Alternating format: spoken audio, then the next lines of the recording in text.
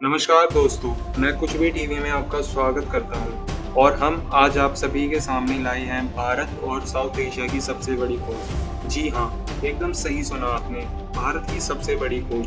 तो आइए शुरू करते हैं।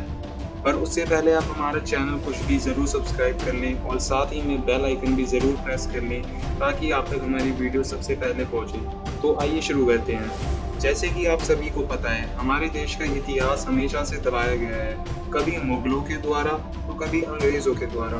पर कहते हैं ना, जिस चीज़ को जितना दबाते हैं उतना ही उभर कर बाहर आती है। तो आइए हम आपको ले चलते हैं दिल्ली से कुछ 67 किलोमीटर की दूरी पर एक सिनौली नामक गांव में, जो यूपी के बागपत जिले में है।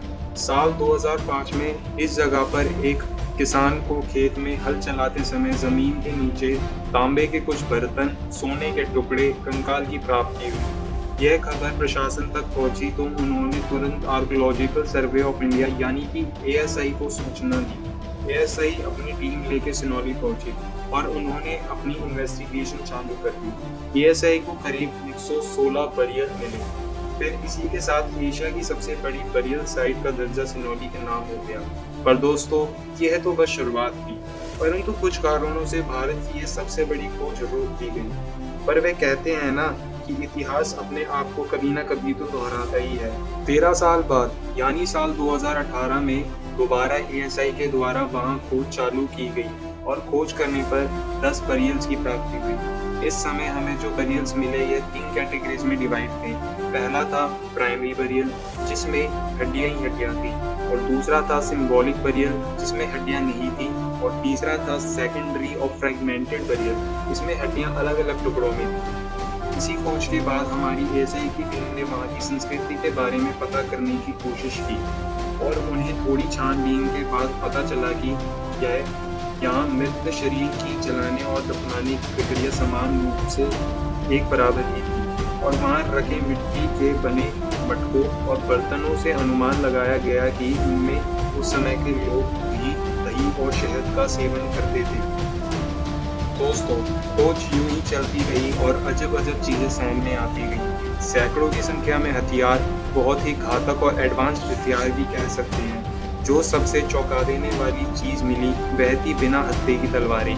सबके मन में यही सवाल था कि उस समय के लोग इन तलवारों का प्रयोग कैसे करते होंगे। फिर आगे खोज करने पे पता चला कि इन तलवारों के हत्थे थे, परंतु अब वह मिट्टी में गड़ने के कारण गल चुके हैं। और यह हमें पता लगा एक तलवार के मिलने पर, जिसमें हत्थे पे तांबे की तारों की कोटिंग की गई थी, इसलिए वह तलवार वैसी की वैसी ही थी।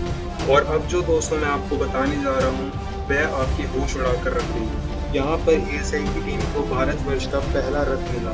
जी हाँ, एकदम सही सुना आपने, भारतवर्ष का पहला रथ, जो कि लगभग 4000 साल पुराना था। और यह रथ इतना कुशलता और कलाकारी से बनाया गया था कि जो उस समय के मेसोपोटामियन, इजिप्शियन, हड़प्पा के योद्धा के रथों से बहुत ही बेहतर और मजबूत था। सिनौली में हमें महिलाओं के भी कॉफिन मिले, जिनसे हमें बहुत सारे हथियार, सोने के कड़े और तांबे के धातुओं की प्राप्ति हुई। साथ ही में एकदम परफेक्ट शेप, जिसे हम बिल्कुल ही परफेक्ट शेप कह सकते हैं, उसमें मटके और बर्तनों की प्राप्ति हुई, जिनसे लगता था कि इनमें उस समय के लोग भोजन का वर्णन करते थे।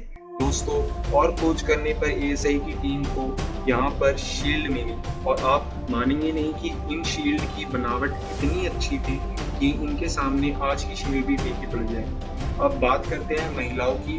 तो दोस्तों, आर्कियोलॉजिस्ट और साइंटिस्ट को महिलाओं के कॉफिन से बहुत एडवांस टेक्नोलॉजी के हथियार मिले, जिनसे पता चलता है कि उस समय की महिलाएं भी बहुत कुशल योद्धा थी और प्राचीन काल में औरतें इतनी बेसहारा नहीं थी, वह अपनी रक्षा करना बहुत ढंग से जानती थी। और इस जगह की सबसे बड़ी गुत्थी यह है कि यहाँ का एक कॉफिन बहुत ही सजाया हुआ था और अन्य कॉफिनों से बहुत बड़ा भी था। अंदाज़ा लगाया जाता है कि यह कॉफिन किसी राजा का हो सकता है, या फिर इस कॉफिन में 2 लोगों का मृत शरीर भी हो सकता है। खैर, अभी तो अंदाज़ा लगाया जा रहा है, पर जल्द ही ये सारे खुलासे हमारे सामने होंगे।